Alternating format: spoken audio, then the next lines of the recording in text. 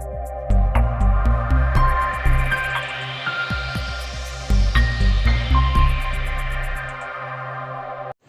Morning बच्चों।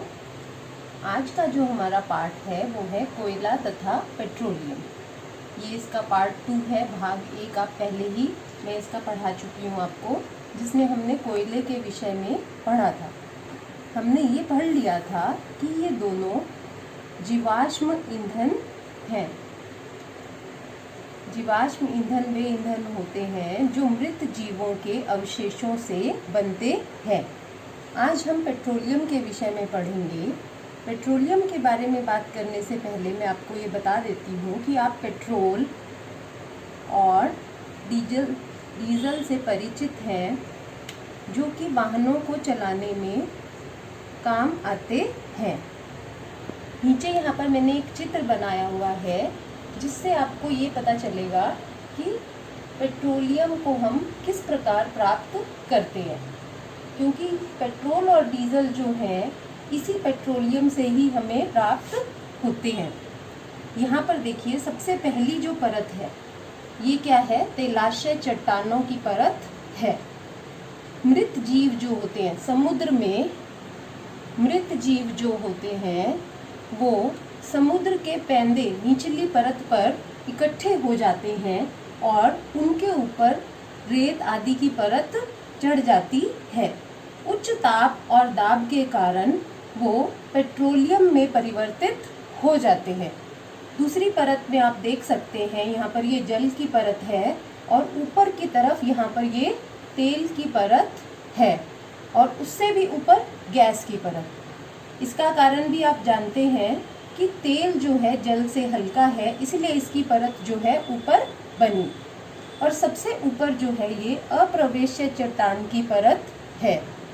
यहाँ पर जो गैस और तेल बने उन्हें हम कुओं की मदद से बाहर ड्रिल कर लेते हैं या निकाल लेते हैं।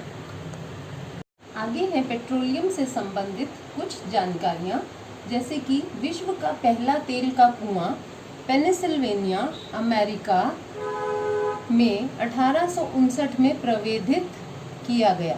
प्रवेधित का मतलब होता है ड्रिल किया गया।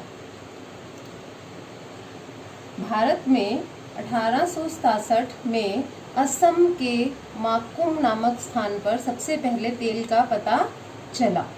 इसके अलावा भारत में तेल असम, गुजरात, बॉम्बे हाई और गोदावरी तथा कृष्णा नदियों के बेसिन में पाया जाता है।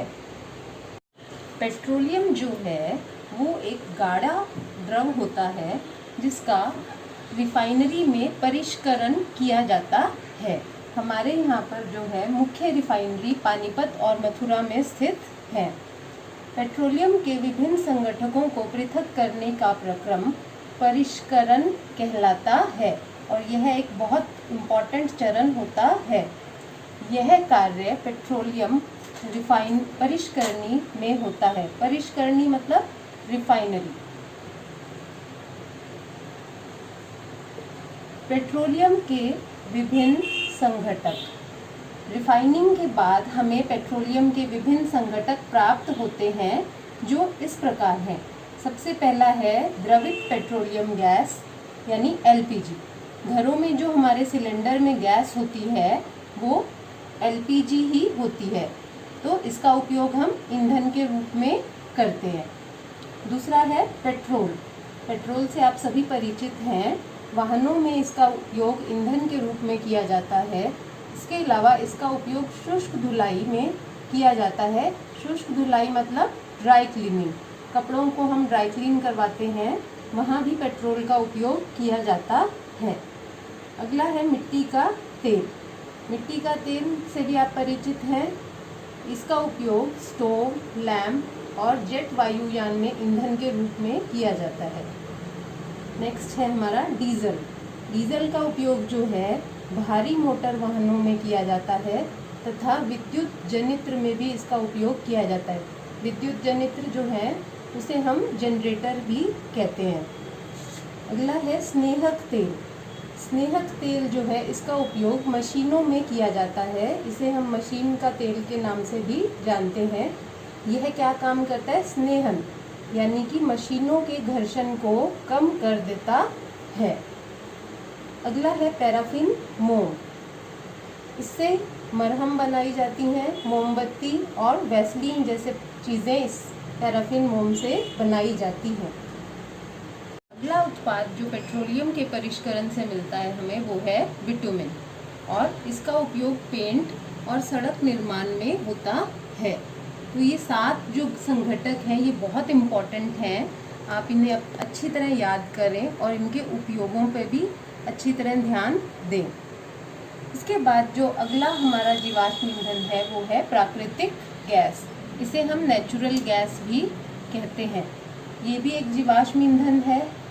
इसका सबसे जो फायदा है वो ये है कि इसका परिवहन सरलता पूर्वक पाइपों द्वारा किया जा सकता है, यानी एक स्थान से दूसरे स्थान पर इस प्रकार पाइपों द्वारा ही इसे पहुंचाया जा सकता है। उच्च दाब पर इसे संपीड़ित भी किया जा सकता है और इसका नाम है संपीड़ित प्राकृतिक गैस, और इसे फिर भंडारित किया जा सकता है। सीएनजी के नाम से आप सभी परिचित होंगे। तो सीएनजी का ही पूरा नाम है संपीड़ित प्राकृतिक गैस। इंग्लिश में हम इसे कॉम्प्रेस्ड नेचुरल गैस कहते हैं। C से कॉम्प्रेस्ड, N से नेचुरल, G से गैस, और हिंदी में इसका नाम ये है संपीड़ित प्राकृतिक गैस। अगला जो उपयोग है इसका उपयोग सीएनजी का उपयोग जो है वाहनों में आजकल बहुत अधिक किया जाता है ईंधन के रूप में, क्योंकि यह बहुत कम प्रदूषण फैलाती है और एक स्वच्छ ईंधन है। अगला उपयोग जो इसका है प्राकृतिक गैस का वो है रसायनों तथा उर्वरकों के निर्माण में। लास्ट टॉपिक जो इस चैप्टर में हमारा है वो है कुछ प्राकृतिक संसाधन सीमित है। हमने देखा जैसे कोयला और पेट्रोलियम दोनों सीमित प्राकृतिक संसाधनों की श्रेणी में आते हैं। इनके निर्माण में लाखों वर्ष का समय लगता है, इसीलिए इन्हें हमें सोच समझकर इस्तेमाल करना चाहिए। और एक और जो इनके बारे में बात है वो ये है कि जलाने पर ये वायु को प्रदूषित करते हैं। ये इनका एक नेगेटिव पॉइंट है, इसलिए भी हमें इनको बहुत कम इस्तेमाल करना चाहिए। और वायु प्रदूषण के कारण विश्व उष्णन यानी कि ग्लोबल वार्मिंग भी हो रही है। तो इनके खतरे को कम करने के लिए हमें कोयला और पेट्रोलियम जैसे पदार्थों का कम से कम उपयोग करना चाहिए। पीसीआरए एक ऐसी संस्था है भारत में जिसका पूरा नाम है पेट्रोलियम संरक्षण अनुसंधान संघ। वो हमें ये सब सलाह देती है कि हम किस प्रकार प्रदूषण को कम कर सकते हैं। जैसे यदि हम गाड़ी चला रहे हैं तो हमें मध्यम और समान गति से चलानी चाहिए। यातायात लाइटों पर या फिर जहां हम प्रतीक्षा करें गाड़ी का इंजन बंद कर दें। टायरों में दबाव जो है हवा का वो सही रखें। गाड़ी का नियमित रखरखाव करें। इसके अलावा कुछ बातें आप अपने आप इसमें जोड़ सकते हैं, जैसे हम ज़्यादा से ज़्यादा सरकारी वाहनों का प्रयोग करें, जैसे बस का, ट्रेन का, उनका उपयोग करें। निजी वाहनों का उपयोग हम कम करें। तो इस प्रकार हम वायु प्रदूषण और अपनी पृथ्वी को बचा सकते हैं। Thank you.